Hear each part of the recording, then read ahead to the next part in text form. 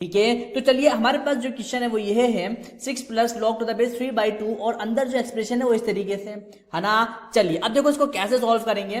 Suppose अब देखो हम क्या करने वाले हैं, सबसे पहले इस एक्सप्रेशन को सॉल्व करने वाले हैं। क्लियर। चलिए अब देखो यहाँ पे लेट हमने इसको अज्यूम कर लिया 4 minus 1/3√2। Okay, I hope you get this point. 4 minus 1/3√2 under root 4 minus 1/3√2 और इस तरीके से आपकी जो गाड़ी चलती आ रही है एंड सॉन इनफिनिट तक। इसको हमने क्या एज्यूम किया, एक्स एज्यूम कर लिया। क्या एज्यूम कर लिया है, एक्स एज्यूम कर लिया है। तो यहां से under root 4 minus 1/3√2 into x, अरे ये टर्म भी तो पूरी सेम ही है ना, इसको हमने एक्स रखा तो यहां पे हमें मिल जाएगा इज इक्वल्स टू एक्स। अब हम क्या करने वाले हैं, एसबीएस। एसबीएस मैंने आपको क्या बताया है, स्क्वायरिंग बोथ दी साइड। तो ये क्या बन जाएगा 4 minus 1/3√2 into x is equals to x square. अब मैं सारी टर्म्स को इधर शिफ्ट करने वाला हूं तो मुझे मिलेगा x square, okay, plus x/3√2 minus 4 is equals to 0। अब देखो जब मैं इसको आगे फर्दर सॉल्व करूंगा, एलसीएम ले लेता हूं मैं 3√2 और मुझे क्या मिल जाएगा 3√2 x square plus x minus this will become like yes 12√2 is equals to 0. Okay, now further we get 3√2 x square plus x minus 12√2 is equals to 0.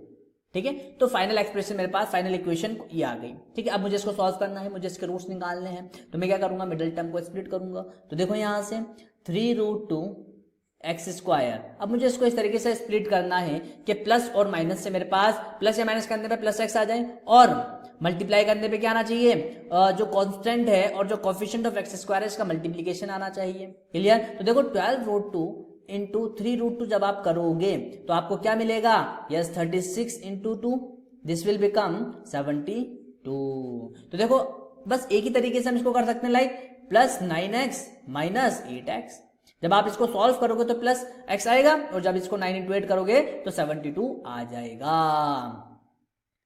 Okay, अरे बहुत इजी है, तो आप तो पहले भी करके आ चुके होंगे 10th में। हम बेसिक रूल तो कर रहे हैं, जो फैक्टराइजेशन है वही तो कर रहे हैं। ओके, अब देखो अब हम क्या कर रहे हैं, इनमें से कॉमन लेंगे। क्या कॉमन लेंगे, 3x कॉमन लेंगे।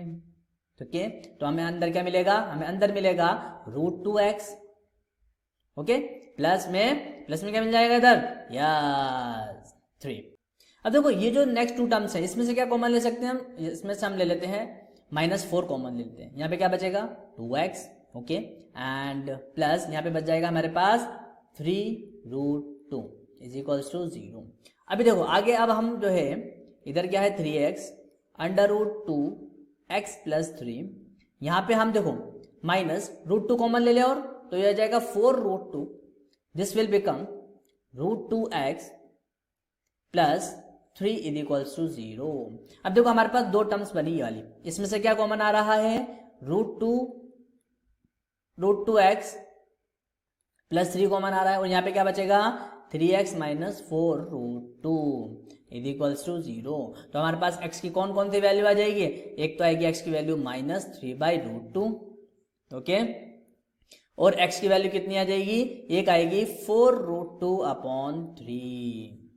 अब देखो गाइज यहाँ पे हम जो है नेगेटिव वैल्यू को कंसीडर नहीं कर सकते। मैंने कल भी आपको बताया था, मैंने और इससे पहले भी आपको बता रखा है, जो आपका नंबर है वो आपका हमेशा 0 से बड़ा होना चाहिए। क्लियर। तो हम कंसीडर करेंगे इस पॉजिटिव वैल्यू को। अब हम देखो क्या करने वाले हैं, देखो इधर जैसे कि अभी हमने कंसीडर किया था, क्या कंसीडर किया था, इस टर्म को x कंसीडर किया था। तो यहाँ पे हमारे पास जो वैल्यू आई है वो कितनी आई x की जगह, वो आई है आपके पास 4√2/3। तो यहाँ पे हम इसकी जगह 4√2/3 रख देंगे और उसको आगे प्रोसीड करेंगे।